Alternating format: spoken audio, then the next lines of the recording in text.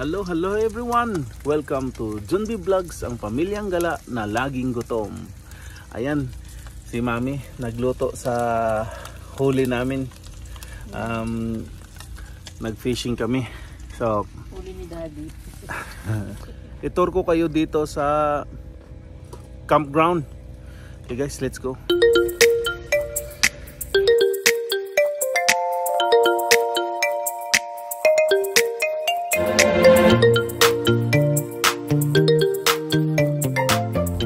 So ayan guys, mag-ikot tayo dito sa campground. So ito yung site na nakuha namin, site 25. Ayan o, ayan, site 25. So medyo may mga bakantik ngayon, pero medyo marami na rin. May mga couple spots na bakante. Kasi dito guys, walang tawag nito, walang power. Sites lang talaga, walang service, walang tubig, walang sewer.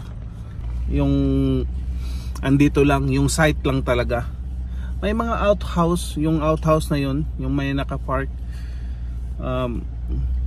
pero yun lang. So dito guys, itong area na to, ito yung group camping. So walang ang site dito, kahit saan lang kayo. Mas maganda dito kung grupo kayo, maganda dito kayo pupunta.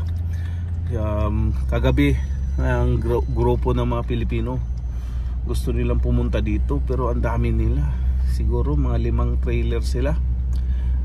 Hindi pa kasama yung mga magte-tent lang, kaya yun, medyo nag-alanganin sila ditong pumesto kasi marami na ngang nandito. Nahanap nila, doon na lang sila sa my baseball field. Ipakita ko sa inyo mamaya. So ayan, maraming nagtitent. So maganda din yung views dito guys, kasi may mga hudos. So ikot tayo, let's go. Puntahan natin doon yung sa may baseball field. Let's go. So ayan, camping D kami, area D. Ayan si Mami, andyan sila ni Mami, mga bata. Ayan o, yan yung trailer namin. So dito tayo dumaan, paikot, papunta tayo dito. So yun yung area. Ayan, yan sila mga Pilipino. May isang grupo pa doon na mga Pilipino din, doon din sa kabila. So pero si Alisa na sila, dumaan doon kanina doon sa site namin. Sabi nila, kuya, punta na tayo doon sa river. Sabi, grabe daw ang init-init. Oo nga, grabe ang init-init ngayon guys. Tingnan nyo naman yung nila, kunti lang yung mga puno, maliliit. So nandyan lang sa nasa gilid-gilid lang yung mga puno. So yan. Actually guys, nung pagdating namin pala nung Huwebes, may ikinasal dito.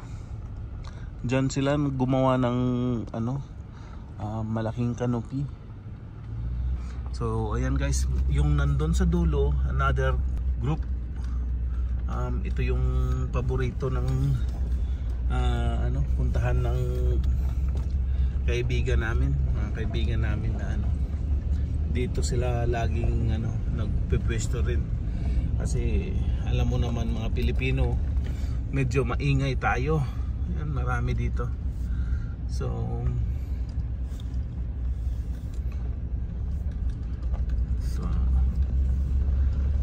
ito dito kasi parang sulok na to dito pag nakuha mo to dito ng una, wala na, sa inyo na to. So kung may mga ilang trailer kayo, ito nga 2 trailer lang sila nandito,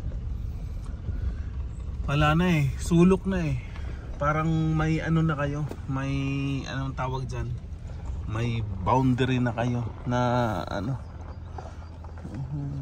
parang privately nyo na malaking spot. So dito guys, first come first serve. Yan pala yung mga Saskatoon berries. Yan, yung may mga itim-itim. Saskatoon berries yan. I-zoom ko ha. Ay, hindi pala masyadong kita. Ayan. Yan, may mga bungang itim-itim. Yan yung mga Saskatoon berries. Yan, mga berries yan, nakakain yan. So, pwede ring lutuin, gawing Saskatoon pie.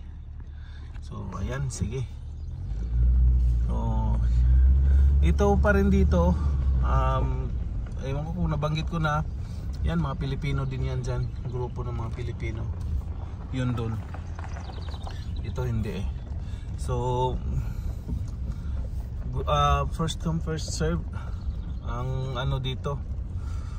So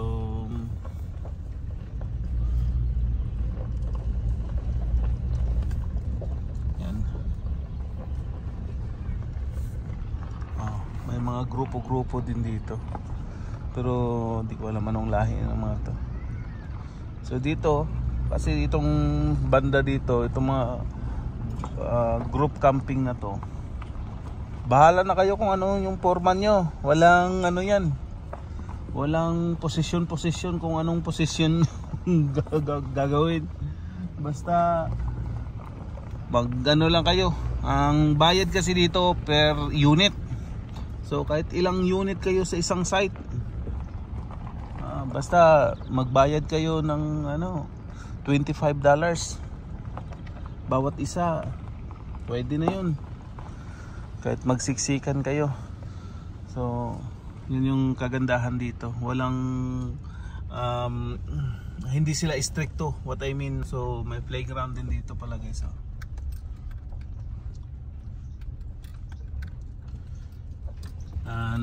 Yung puso na yan. Ang daming kuha ni kuya oh. Daming huli ah. Nice. Oh. So yan yung puso pala guys oh. Tapos ito parang community ano, hindi pala Pilipino yun, sorry.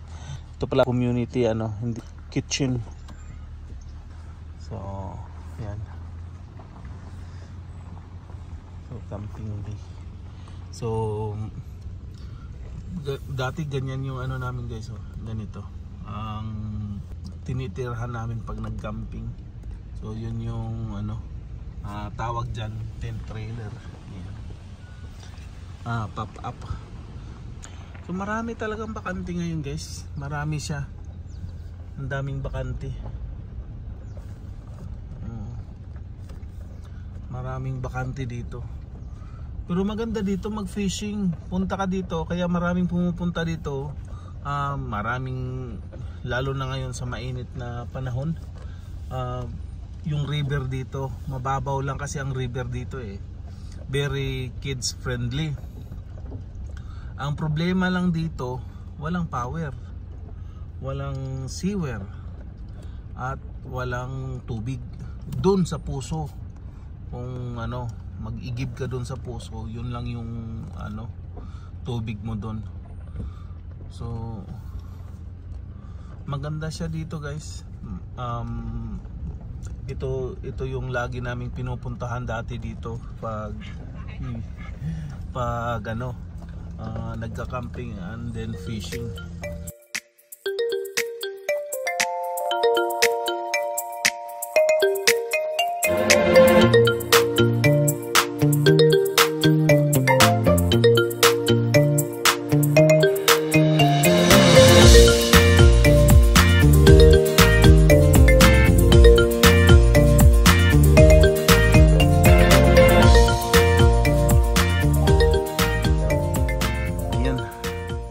Ikot na natin. Maliit lang ang campground na to. So hindi masyadong kalakihan. Ngayon hindi long weekend dito guys ha. Pero maraming tao. Pag long weekend to, siksikan ang mga tao dito. Punong-puno to. Wala kang makitang bakante.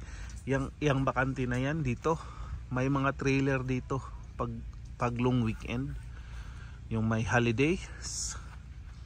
may araw na walang pasok, punong-puno to.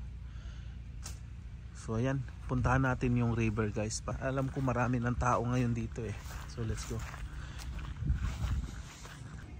So ayan na yung river, dami ng tao. Ayan oh, mababaw lang, kaya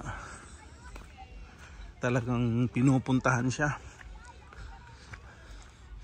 Dati kami lang naliligo dyan. Kunti lang ang tao dito. Dinadala pa namin yung sasakyan namin dyan sa baba. Ngayon grabe. Dami ng tao. Kita niyo yan, dami ng tao, no? Ayan o.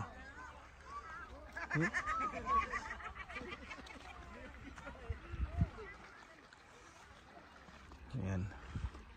So ngayon, di na kami masyadong makapag-fishing kasi ang dami nang naliligo.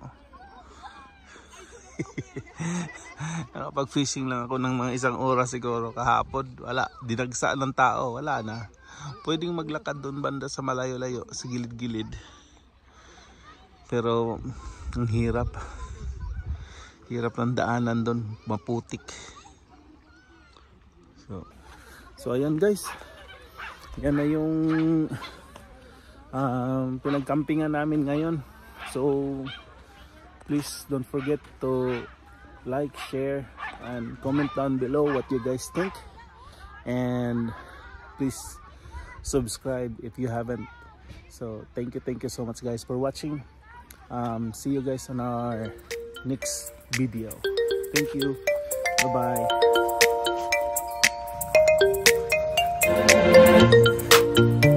Hey baby, what you doing?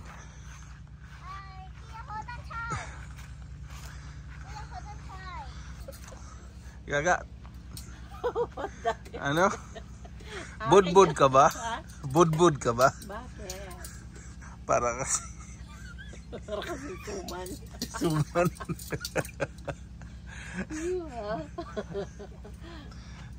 Sa'yo ano? Balon ka ba? Bakit? Sarap mong putokin. Gusto mo putukan kita?